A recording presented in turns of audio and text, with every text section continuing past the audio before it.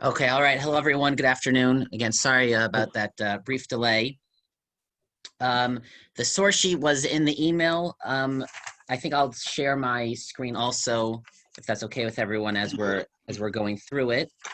Um, and how's everyone doing? Everyone is okay? Okay. Okay, great. Okay, wonderful. Okay. So before we move on to class 3, I do want to share a little addendum from the previous class. And if you weren't here, but to briefly review, one of the Midrashim we learned about, we studied inside, was how the Midrash describes the Bnei Israel going to Aaron and pressuring him, threatening him to make the Egel, and what exactly Aaron does, and what was Aaron thinking. And one detail in the Midrash is that the Midrash presents that they first went to Hor, who was the son of Miriam, and they said, make the Egel. He said, no, they killed him. And then Aaron, having seen that, was part of the reason, however exactly that factored in, but in some way, for him to do what he did to facilitate the making of the Egel. So we discussed, where did the Midrash get that from? You know, you could have thought it's a detail that the Midrash adds to make it more dramatic. They had already killed someone and Hor's body was lying there and Aaron was frightened, or he didn't know what the people would do next. So we pointed out that I suggested, which is still correct, that part of what is driving the Midrash is that we know there was this leader Hor. He stands up on the mountain beside Moshe with Aaron at the battle with Amalek. And then where does he go? He's not in the book of Bamidbar and Devarim. Where does he disappear to? So the Midrash is answering, Hor disappeared from the story of the Torah because he was killed. Now that is clear. Now I was looking at some things again, thinking about some things, partially based on how he'd asked me a question. And then I somehow realized that everything I said was correct, but there's an even more important piece to understand this Midrash and why the Midrash inserts Hor's murder. So I'm going to share with you my screen for a moment. And you have in front of you is Shmos Chaf Daled. This is from a website, mechonmamre.org, which is a very good website. It's just a very good place to all Tanakh in Hebrew and English. So just look at these psukim. We'll start here from Pasuk Yud Gimel. Vayaka Moshe v'Yoshua Meshar. So Moshe and his assistant Yeshua stand up. Vayal Moshe el Har Elokim, and he goes up the mountain. This is before the beginning of when he's going up. Ve'el Hazakanim Amar, and he says to the elders as he's leaving, Shvu lanu vazel, you remain here. Ad asher nashuv aleichem, until we return to you. V'hinei Aaron v'Chor imachem, and behold, Aaron and Chor are with you. Mi ba'al dvarim yigash alehem. Whoever has some issue should approach them. Meaning Moshe said, I'm leaving in charge Aaron and Chor. If there's an issue, it should be brought to them. Right there in the Torah. And then this is before he goes up. Then several parshas later in Kisisa, when the Torah is describing the Cheta Egel, it says, and the people went to Aaron. So the question is, well, where's Chor? The Torah says Aaron and Chor were left in charge as a pair. So the Midrash is answering, explaining they did go to Chor. He was killed. And he's not in the dialogue because they killed him. So again, this is just a wonderful example of the Midrash is clearly dealing with a problem, a question in the Torah. There's something missing in the story. Aaron and Chor are left in charge, but then Chor is not part of the story. And it's just a very good example of the Midrash does not always let on everything that is driving it. The Midrash might quote one proof text, one pasuk, and say, oh, how do I know this idea from this pasuk? But very often the motivation is coming from other psukim, or there are other problems that the Midrash is trying to grapple with. And this clearly is part of what is driving the Midrash. Where did Chor go? But it doesn't tell you that. And that's part of the fun of learning Midrashim, because you can there's so much to be discovered and to figure out and to reverse engineer, so to speak. But it's very important to just see that in terms of how Midrashim work. Any quick comments just on this point? This is really finishing up from last time, but any quick question or comment about this, about the Chor? Yes. Yes, Howie. So the Torah just lets it go, so they murdered somebody, and that's it? You're right. It's an excellent question. If the Midrash believes this is a plausible explanation, why is it not in the Torah? It's an excellent question.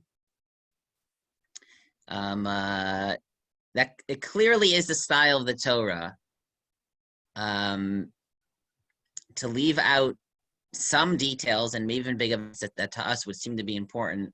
I don't have an explanation for that will always explain it. But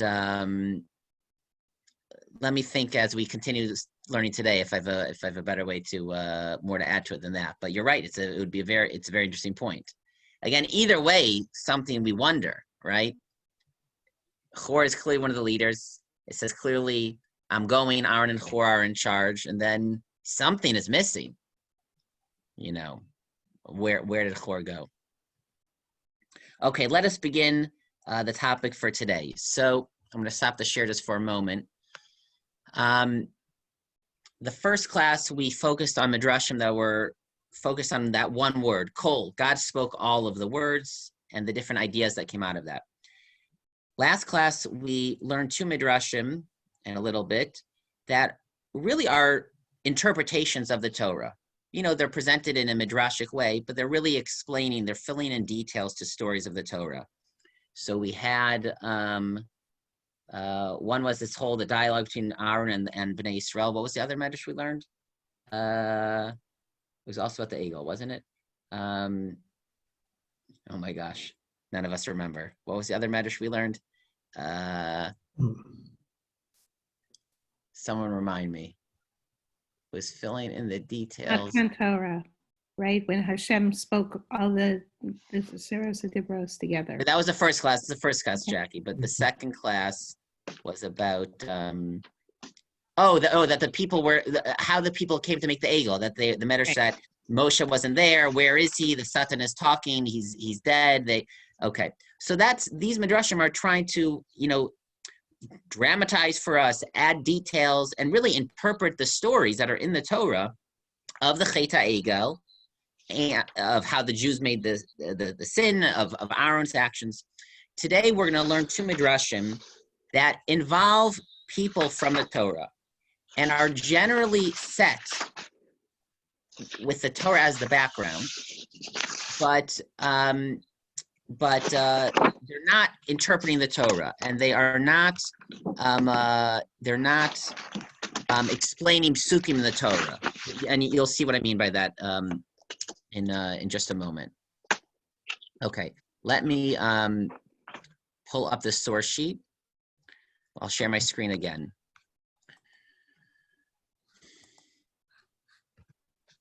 Okay, let me find it here.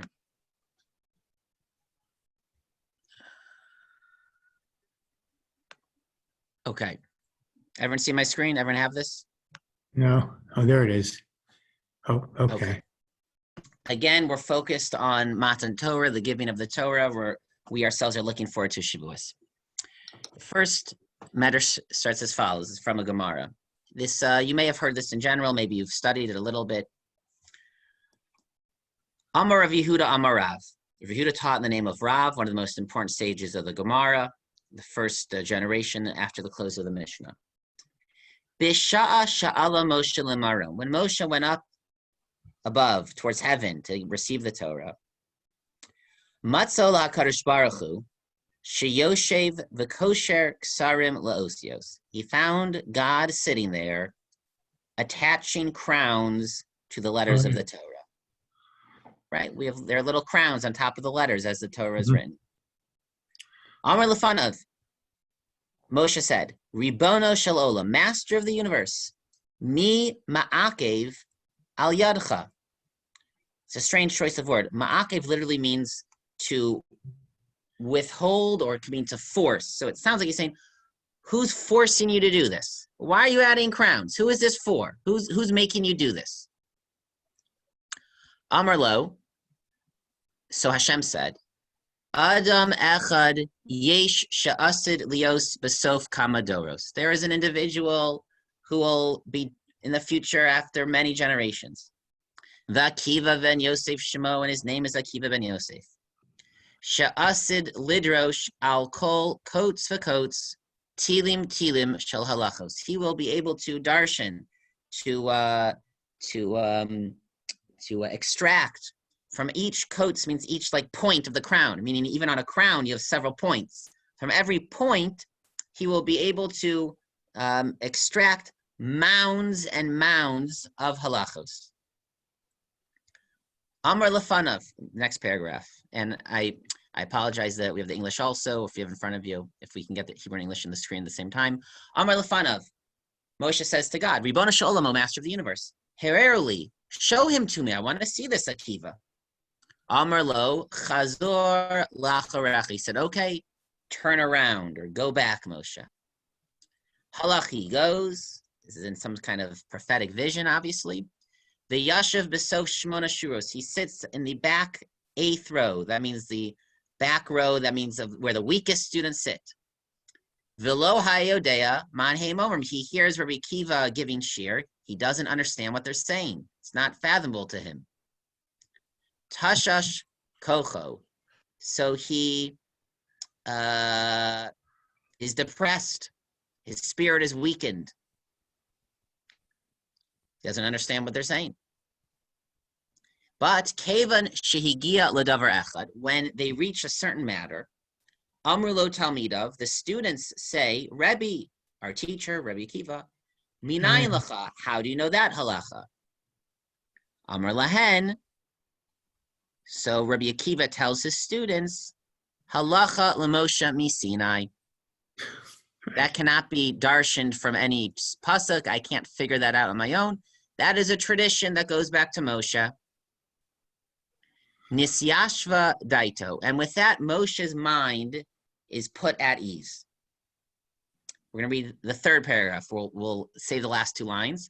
Chazar uba l'fnei HaKadosh Baruch Hu. So now Moshe comes back to God. Amar lefanav, he says to God, Ribbono shel olam, Master of the universe, yesh lecha adam kazeh, you have someone as great as Rabbi Akiva who can expound the Torah in such an incredible way. Va'ata nosein Torah al yadi, and yet you give the Torah through me. Why didn't you give the Torah to Rabbi Akiva? You should have picked him to be you should have given him the job. Amar lo, God says to Moshe, shtok, silence, be silent. Kach Allah b'machshava lifanai. This is how the thought has arisen before me. This is my decision, this is how I understand it. Meaning you're right, it's beyond you. I'm not explaining, Moshe. We're going to pause here.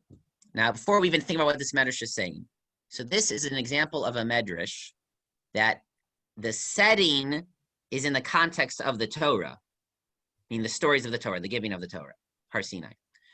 But it has not quoted one pasuk from the Torah. It is not explaining any pasuk in the Torah. It's not explaining, it's not adding details to a story that appears in the Torah, right? It's an entirely new story.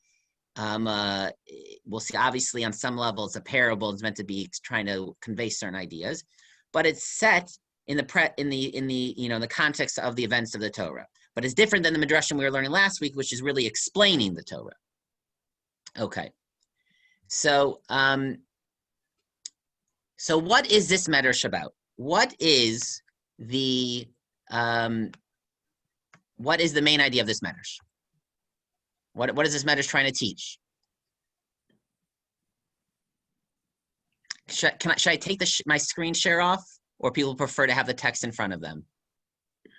Well, I have it on. I have it on the. Yeah, I would like to see everyone. So, but I think I know how to see everyone. Okay, I'll leave it up. What do people think? What is the basic idea of this Midrash? I think the first idea is that for God, time is not doesn't matter. So everyone is for God. It's all in the same. That's very, I mean, because Moshe and Rabbi Akiva are both in front of him in the same way. Right. So he's just choosing by character who will receive Torah and pass it on to Jews. And maybe Moshe has a certain traits like being humble, etc., that Rabbi Akiva does not. Excellent. Okay, so the idea that everything, all future generations are before God. Excellent. Does anyone want to pick up where Arkady is began at the end there? Meaning, and what is clearly the Midrash is contrasting Moshe and Rabbi Akiva, right? On some level, as teachers of Torah. What I don't know. What else do you think? What is the Midrash sort of grappling with? Or what is the Midrash sort of recognizing about the study of the Torah, the understanding of the Torah? Torah is given to men to understand human beings. And Rabbi Akiva is just continuing this process. Excellent. So the Torah is given over by people to be studied and to be explained, to be applied, interpreted. And that will develop, meaning the Midrash is saying that really is quite unbelievable, meaning there are some parts of the Torah that Moshe did not yet know or understand. That Akiva would figure out, would explain, would find deeper layers of meaning, would apply to new situations. And that was in some ways beyond Moshe. Another aspect, perhaps, is if, in fact, as we believe, Moshe's prophecy was the only legislative one. Mm-hmm. Therefore, there's a need to defend the role of subsequent analysis and even innovation. And it's validating that. It's saying that's part of how the Torah, how Hashem wants the Torah, that new ideas will be developed. Is that what you're saying, Dr. Yes. Levine? Yes. Absolutely. Absolutely.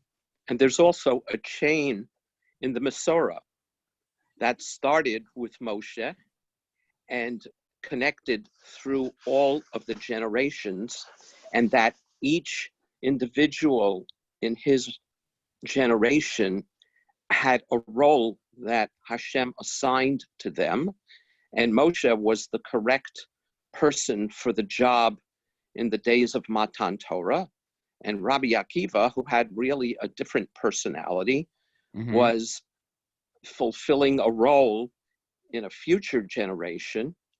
And I think what's interesting, since we just celebrated Lag BaOmer, it seems to me that there was some, I don't want to say flaw, maybe that's too big a word, but something that didn't get transmitted by Rabbi Akiva that somehow related to so many of his thousands of his Talmidim behaving so inappropriately towards each other that they required this plague that killed them to correct this wrong. Okay, all excellent points. Okay, I think we've basically hit that is the main idea of the Midrash. Okay, this balancing between tradition, innovation in the Torah, that the Torah will be continued to be studied and developed. Now, often this Midrash, and it is an incredible Midrash, it's quoted in that context. I'd like to do two things. I'd like to now go through it again, and one of my personal opinions is, Midrashim have a sort of a main idea they want to convey, but they are also meant to be read, and in each detail, there really is symbolism and meaning. That is my contention. Additionally, we're going to see most people end the Midrash, their citation discussion of it, where I ended it. There are two more lines, and in the Gemara, there are no line breaks. You still have to read those two lines and see, and that's going to add a whole nother dimension to this Midrash. So, okay, first, Moshe asks Hashem, what are these crowns for? He says, well, there's Rabbi Akiva who will be able to extract meaning from it. Okay.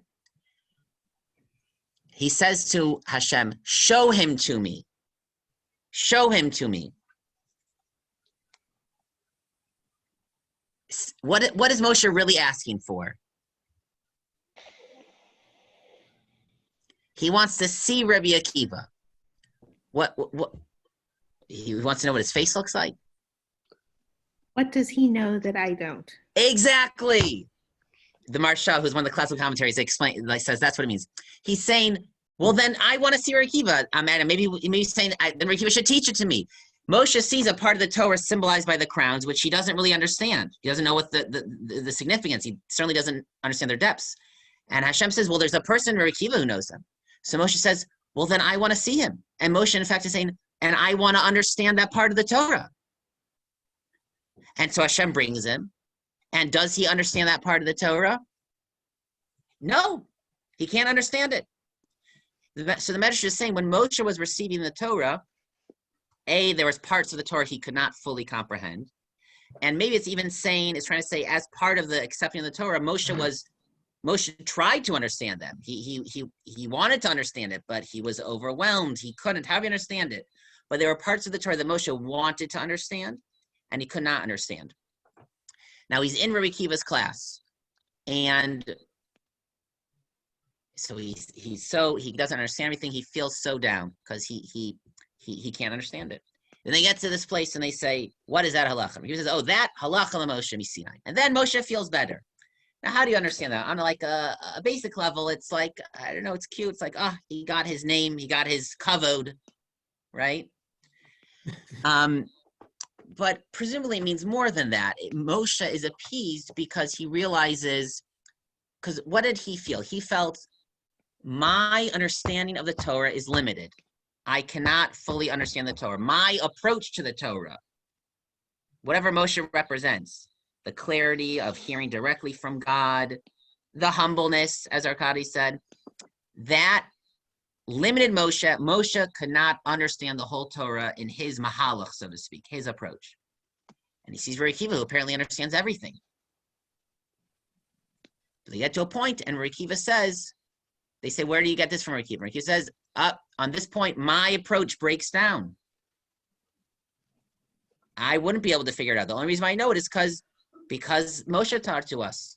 That part of the Torah needs Moshe, meaning there's a part of the Torah, it's not just about Moshe himself, but it's what was given. Say it again. Was that you, Jeffrey? What was given by Hashem to the Jewish people at that time, and that it was already that whatever Rabbi Akiva is saying was contained in the Torah, even though Moshe didn't understand it at the time. Well, right. There's some things that were in potential in the Torah, and there's some things that Rabbi Akiva would not have been able to extract at all, and it's only because Moshe, as he was able to receive it, was able to teach it that we have it. So, it's about, again, there are two different approaches. One is to be able to see things clearly, to accept them. The other is to challenge and to delve. Those are different personalities, different styles, and neither alone will be able to encompass the entire Torah. Rabbi. Yes. I'm wondering if I think someone made this point already, but maybe Yes, Eli. so Moshe is sitting there and he's asking Hashem, why are you basically kind of embellishing the Torah with these crowns on the letters, and maybe the crowns sort of represent, it's not the Torah that Moshe is used to. It's, I don't know if you call it Torah de Rabbanim or as opposed to Moshe's Torah D'Oraisa, but basically Moshe is saying, well, I don't really understand why you're doing this. And so Hashem says, okay, well, go visit Rabbi Akiva, and Rabbi Akiva is giving a class, and Moshe is sort of feeling a bit humbled because all of a sudden he doesn't understand all this new halach, all this new Torah, but then ultimately Rabbi Akiva is asked, so where do you find this? He's just wondering, well, what's this? Where does this come from? Where does this one halakha come from? And Rabbi Akiva says, well, that comes from Moshe. So ultimately, Moshe feels better that his role, his Torah is still very much, even through the generations, still is upheld. Excellent. I want to pick up on just one or two things that Eli said. I'm going to come back to the crowns. I'm so happy you brought up the crowns, Eli.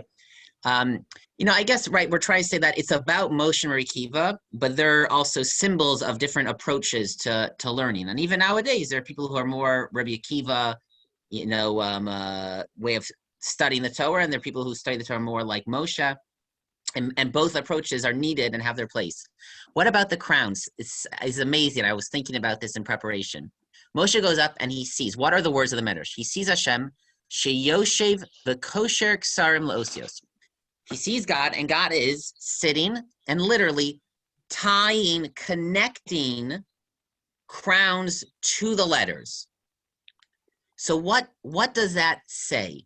That's saying that there was like the letter, and the crown is viewed as like an addition, right? Like the letters were already there, and then God is like adding something.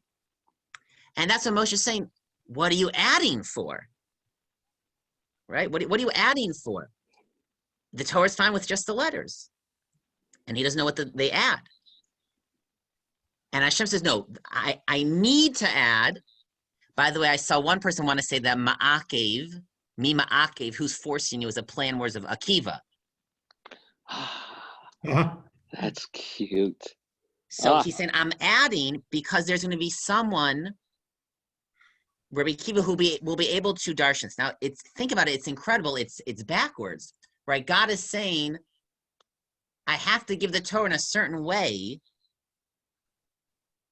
because of a certain person. The humans are determining how the Torah will be given. Now, think about this symbolism, though. So you have the letter and you have the crown. So the symbolism is the letter is Moshe. He knows the letters. What are the crowns for? The crowns are for Rabbi Akiva. So it's very interesting. What is the core of the Torah, the foundation? Or let me ask you a different way. What's more important, Moshe or Rabbi Akiva? So on the one hand, Moshe is the letter.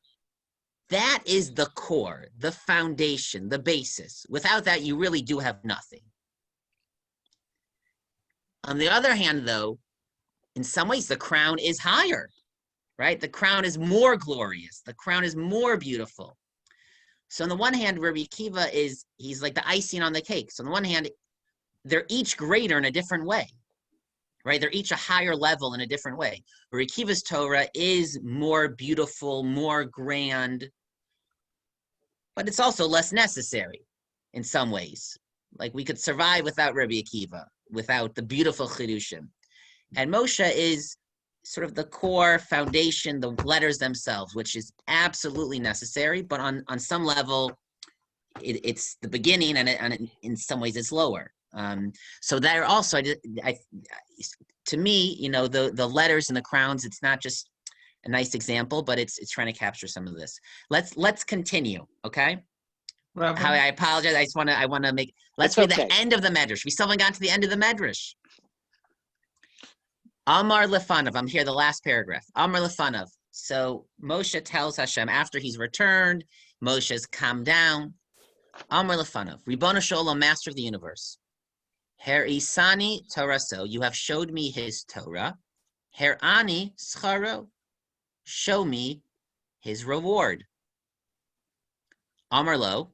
God tells Moshe. Chazor lacharecha. Again, turn around. Chazor lacharev. He turns around. Ra'a sheshoklin b'saro b'makulin. He sees that they are peeling his flesh off with hooks. Amar lefanav. Moshe says to God, Ribono Sholom, Master of the Universe, Zu Torah v'zu schara. This is the Torah. This is the reward for studying the Torah. Amar lei. Hashem tells Moshe, Shtok. Again, the exact same response. Silence. Kach Allah b'machshava lefanai. So has been decreed before me. This is all one Midrash. I made the paragraph breaks. So there's this first part, which is all about the development of the Torah and the ways you study the Torah. But then then you have this thing which adds a whole new layer, and it's clearly there's a connection between the pieces of this Midrash, right? It's another example of Moshe asking God. This doesn't make sense. And just like when Moshe says to God, well, why don't you give the Torah through Rabbi Akiva? He gets the answer, Shto kach ala machshava lefanai. It's the same answer that he gets for Moshe, for Rabbi Akiva's reward, so to speak. There's a parallel. There's a parallel. There apparently is a connection. Yeah. What any thoughts? Howie, do you want to say something? Yes, you know, the beginning of my thoughts devolves to the first shiur we had, where the Midrash was Kol Hadvarim Ha'eleh, and we learned that HaKadosh Baruch Hu gave the entire Torah, the Torah Sheba'al Peh, the Torah Shebechtav, all of it. But the Jewish people were not ready for all of it. So in the Midbar and in the early settlement of Eretz Yisrael, they weren't ready for it. And it's likely that HaKadosh Baruch Hu didn't think they really needed it. And I would fast forward.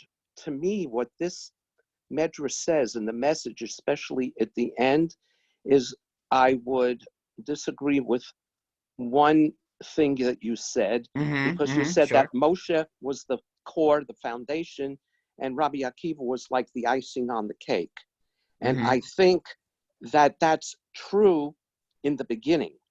But by the time of Rabbi Akiva's life, where there was Churban Bayesheni, so they had, he lived in a time of the second Churban, so there was one Churban, and now this was the other Churban, which was much more profound. And perhaps the message is, I mean, it's a tragic method in a way, is that HaKadosh Baruch Hu was showing all of us how important the role of Torah Sheba'al Peh is, and of teaching these Ketorim on the Osios, that was the depth without which the Jewish people couldn't survive. Okay, And I hear. I mean, the way to survive through Akiva, the tribulations, as you know, for example, Akiva, is through the Torah Sheba'al Peh. I hear. Any other thoughts? There's so much to I want to do another Midrash. We'll see how much we can do. Any other thoughts of the parallel between Moshe's questioning to God and God's answering Moshe, both about the Torah and seeing Akiva's how he died? I'll let me share with you my thoughts. To me, one way to understand the parallel is just like Moshe did not understand some parts of the Torah, and so to speak, from his point of view, it was not revealed. He didn't understand the crowns, even though there was a meaning there that later would be revealed by Akiva, but at the time Moshe didn't know, and he had a question. And so to speak, if we do not fully understand the Torah, that means God's ways are not fully revealed to us. And Moshe had to accept that parts of the Torah and God's ways would only be fully revealed in a way that we understand it much, much later in the days of Rabbi Akiva. And Chazal saw in a similar way, they saw Rabbi Akiva died. This is Chazal's question. They didn't understand it. This makes no sense. How could Rabbi Akiva die like this? And maybe the way they could process that is they saw that as they believed there was an answer to the question, how it could make sense for Akiva to die that way, even though they didn't possess it.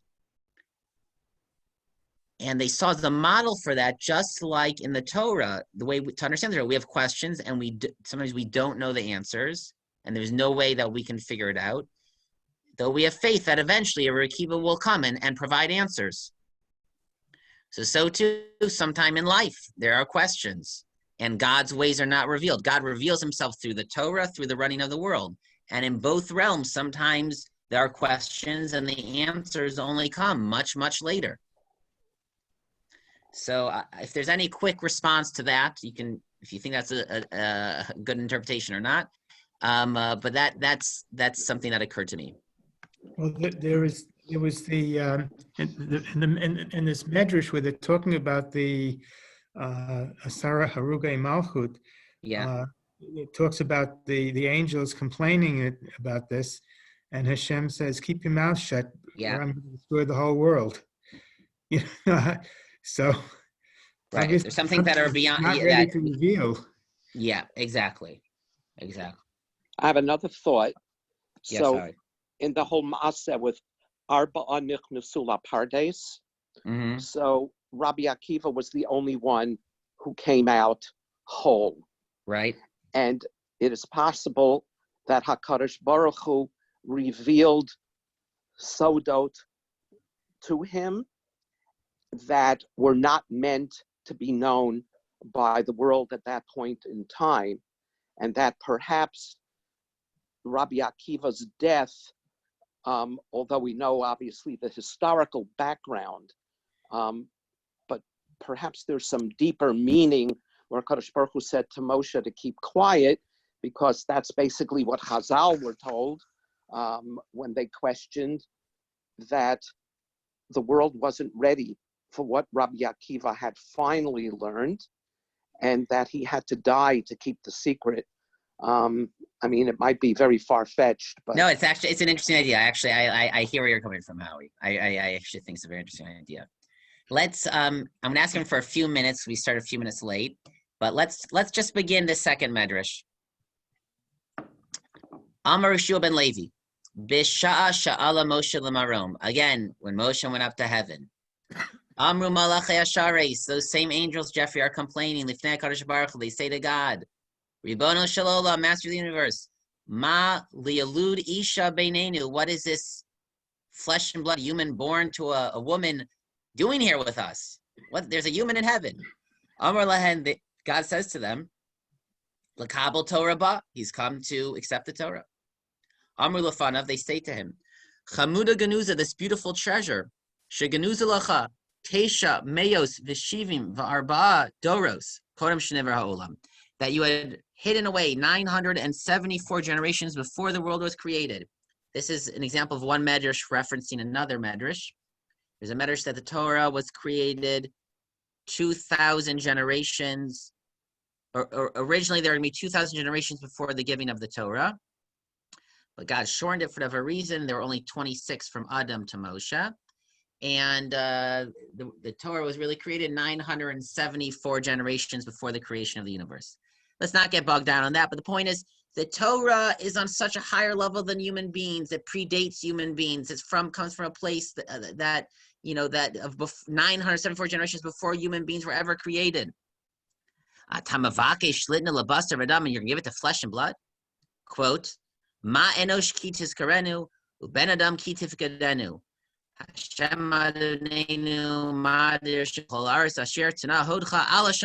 What is the person to consider? Who cares about human beings?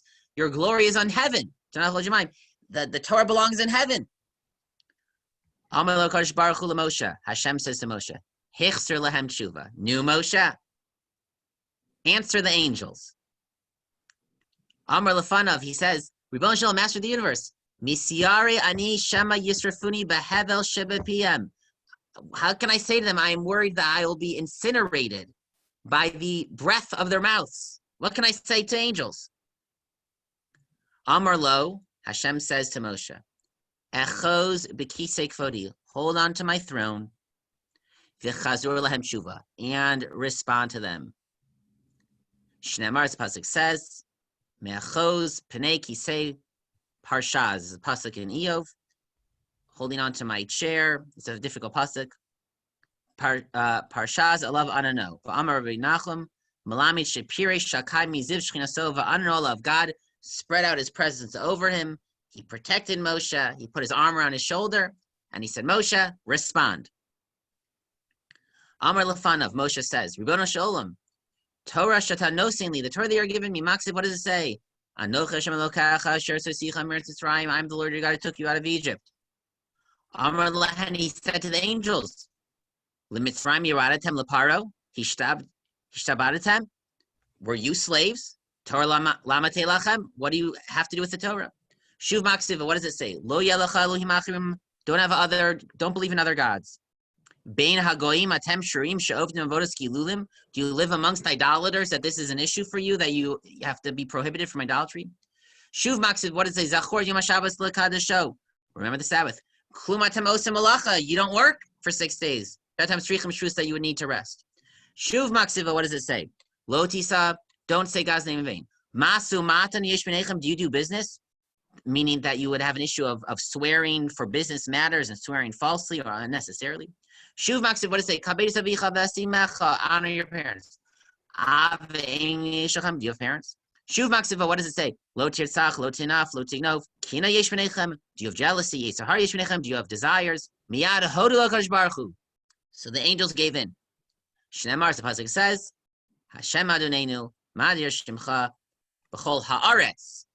Your name is mighty in the land. V'ilu tzna hodcha al shamayim lo ksiv. And that pasuk does not say your glory is in the heaven. Miyad, immediately. Kol echad ve'echad nasa lo ohev. Every angel who was criticizing Moshe became his friend. They loved Moshe. Umaser lo davar, and they gave him something, the angels. Shnemar, as the pasuk says, Alisa lemarom, you went up high. Shavisa shevi, you captured captives. V'lakachta matanot badam, and you took presents of a person. Bischar shikarucha adam, because in the merit that you are called a person. Lakachta matanot, you got presents. Every angel gave Moshe a present. Af malach hamavos master lo davar, even the angel of death gave him something. Shnemer vayitein esa ketores vayechaper ala am. When there is the plague, Aaron offers the ketores to stop the plague. Va'omer vayamod bein hamesim bein hachayim, standing between the dead and the alive.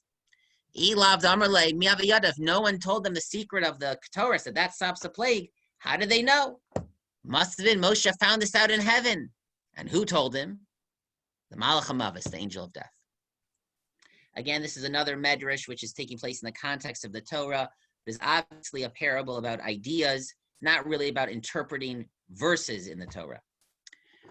So again, we'll go just a few more minutes, but again, let's begin this way. What is the big idea, the big question that this Midrash is grappling with? Moshe goes up, the angels complain.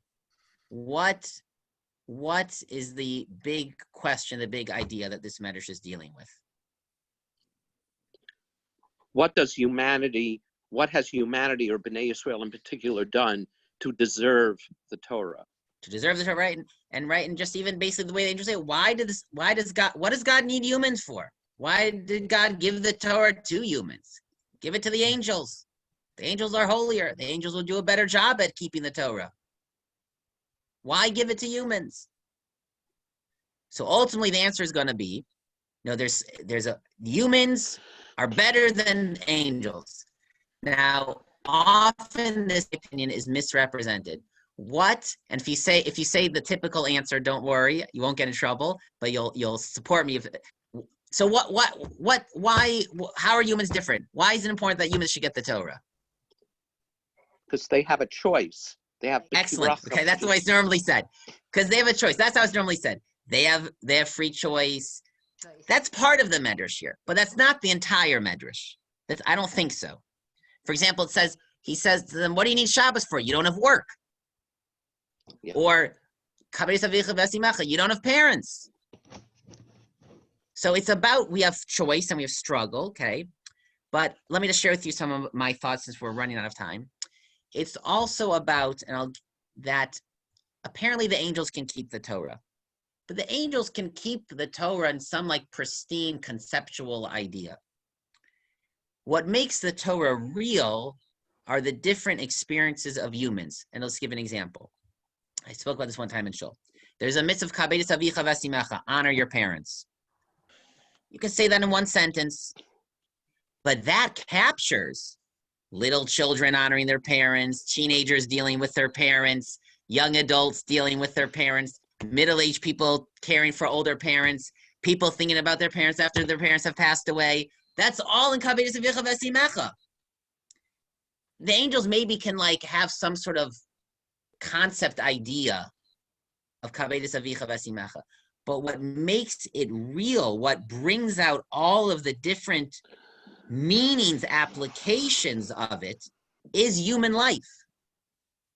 Is humans who work, who have jobs, and therefore Shabbos means something. Is the mitzvah of staying away from avodah zarah is different when you live in a pagan society. what does that mean? What is that? The strength of that, the struggle. Yes, like how he said. So that is what humans uniquely bring. There's so much from here, obviously, to discuss, but just in a few minutes, I want to show again how it's about that big idea. This Midrash is clearly trying to deal with that big idea. But in my opinion, there's clearly significance to each step and detail in the Midrash. Let me explain. I spoke about this Midrash one time in Shul, if it sounds a little familiar. Moshe goes up. Let's think about we're in Moshe's shoes. Moshe goes up to heaven, and he hears all the angels behind his back yelling at God. What is he doing here? What is a human? What are you giving the Torah to a human?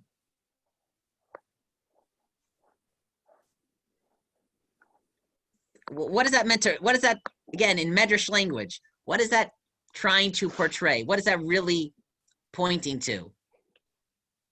So I would suggest that's what Moshe was hearing. That he's hearing angels say that. That's what's going on in Moshe. Moshe's up in heaven. He's saying, what in the world am I doing here? What is God doing? What does he need me for? He has angels. I think that God gives eternal Torah to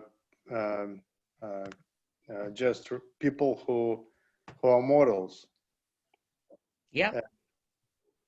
So that's one thing that I think you're saying like life, living people, but I think without the concept of death and birth, it would be very difficult. Hold, Arkady, thank you so much. Hold on to that just for a minute. I guess what I want to add, though, is that the Midrash is validating the question. And what I would argue is it's saying this is a normal question for people to have. Yeah. And people, all of us can ask this in certain ways, in certain parts of our lives. Like, what is the point of all of this? Another way to ask it is like, does God care if I do this mitzvah or not? Like, what does he need me for? What do I add? And what happens? God tells Moshe, answer them. And Moshe's like, what do you want from me? I don't know what to say. And so what does Hashem tell Moshe? He says, okay, hold on to my throne. I will cover you and answer them. So again, in my thinking, my reading, what that's trying to grapple with is, try to portray is the inner struggle of a person. A person will have these questions, and that person might look for an answer. Like, why do I do this? Why does God need this? What is the point of this? And basically it's saying you're not going to get an answer from somewhere. And even God is not going to tell you. All you're going to hear from God is, you have to figure this out. I'll help you. I'll support you. But you have to, and Moshe finds it in him. Moshe makes him realize this. Now we do have to end soon. Then what is the end of the Midrash? And Arkady, this is going to come back to your point. The Midrash says, after all of this, every angel becomes his friend, and every angel gives him a present. So what is the angel? The angels represent these questions, right? Every angel is saying in a different way, what are you giving this to human being for? Why should the Torah be given to people? Every angel turns into an ohev and gives Moshe a present. What would that symbolize? Sorry for doing this a little quickly, that the angels end up giving presents to Moshe.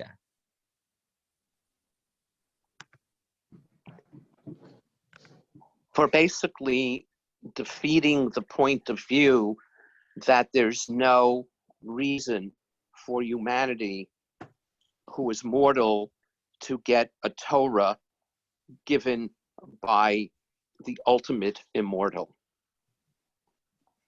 Say it again, Howie. I didn't follow. Say it again. What do you mean?